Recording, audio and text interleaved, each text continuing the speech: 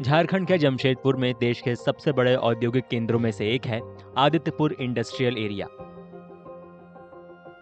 ये जगह मुख्य रूप से विनिर्माण का केंद्र है। यहाँ खासकर ऑटोमोटिव, इंजीनियरिंग और स्टील के उत्पाद तैयार होते हैं। इनका इस्तेमाल मुख्य रूप से ऑटो के सामान, मशीन, टेक्सटाइल और रसायन बनाने में होता है। हाल में कई सूक्ष्म, लघु और मध्यम उद्योगों ने बढ़ती चुनौतियों की शिकायत की है। उनकी परेशानी की दो वजह हैं। कोविड महामारी के बाद ऑटोमोबाइल सेक्टर की कंपनियों ने उत्पाद में भारी कटौती की। दूसरा, बैंकों ने कर्ज पर ब्याज दरें बढ़ा दी। कि कोविड के बाद जो ऑटो इंडस्ट्री का रीढ़ टूटा है वो अभी तक मार्केट में नहीं आ पाया तरीके से। इसका एक सीधा प्रमाण है कि आप लीलन और टाटा मोटर्स का जो प्रोडक्शन होता था, जहां 10-12 हजार का गाड़ी बनता था, अभी के डेट में 6,000, 7,000, 7,500, 8,000 का गाड़ी बनने के बाद कभी भी गाड़ी अपने रफ्तार में नहीं। बैंक का इंटरेस्ट जो है वो कोविड के समय में जहां पर आपके पास 7 और 8% हुआ करता था, अभी के डेट में 10 और 11% में बैंक इंटरेस्ट का बात चल रहा है। मेरे कहने का मतलब है कि मार्केट में कहीं कोई किसी तरीके का अभी जो स्ट्रगल है वो लगातार स्ट्रगल पीरियड ही चल रहा है। कारोबारियों की अपील है कि अगले महीने आने वाले केंद्रीय बजट में उनके लिए राहत के उपाय भी शामिल किए जाएं। एक डेटा जरूर तैयार करना चाहिए सरकार को।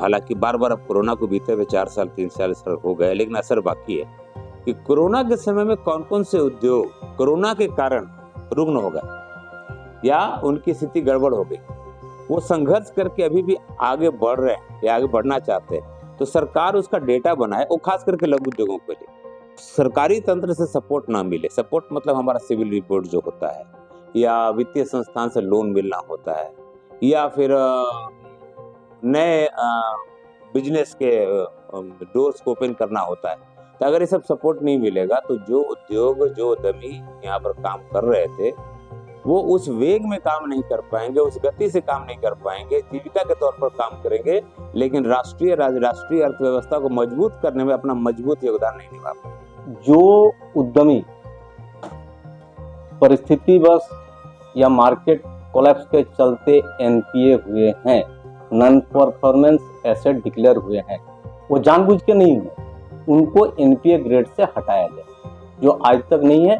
और 2025 का जो बजट आएगा, हम लोग वित्त मंत्रालय से, भारत सरकार से यही हम लोग अपेक्षा रखते हैं कि हम लोग को कम से कम जो मैंने देना चाहते हैं, लोन फुलफिल करना चाहते हैं, उनको एनपीए से हटाया जाए और फिर से उनको वित्तीय सहायता दिया।